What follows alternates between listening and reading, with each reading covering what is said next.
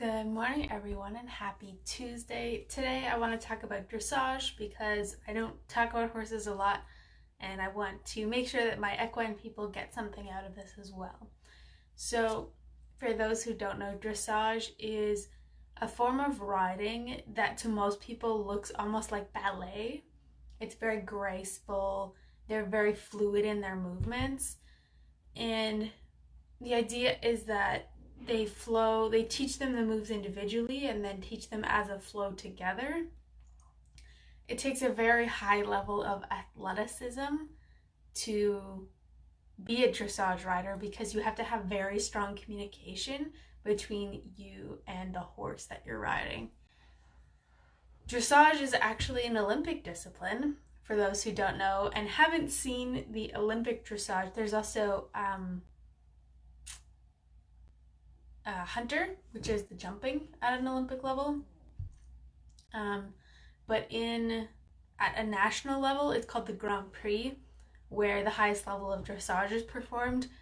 And they have a form of dressage that's a musical freestyle, which is when their ballet is performed to music. And this is usually the most popular just because the crowds really like watching the horse dance to music. The dressage tests are performed in a 20 by 60 meter arena, and some higher levels use an even smaller arena.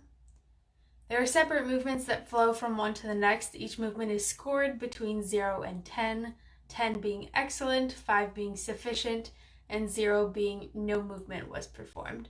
So they're very rigid in that if each move is not performed the way that it's supposed to be, or if you mess up and then the rhythm of the sequence is off, that also throws a lot into the score.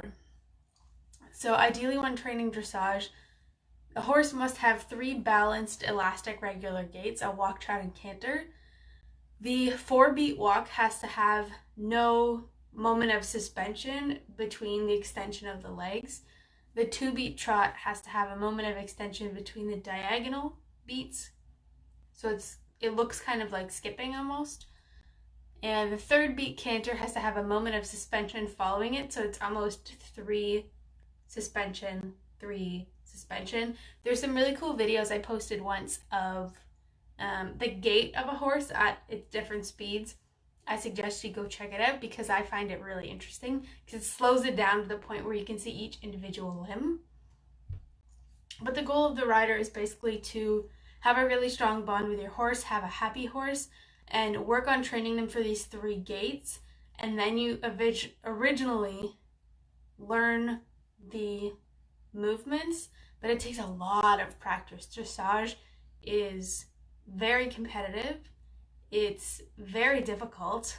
And if you don't have a good bond with the horse, or if you can't communicate using your body to the horse, then you're going to have a really hard time with dressage.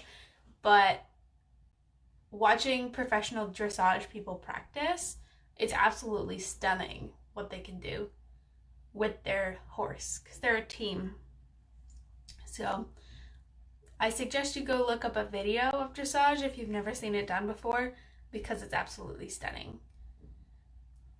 But I hope that you found that interesting, and I hope that you enjoy the rest of your week. I will see you later this week for a live video on Instagram.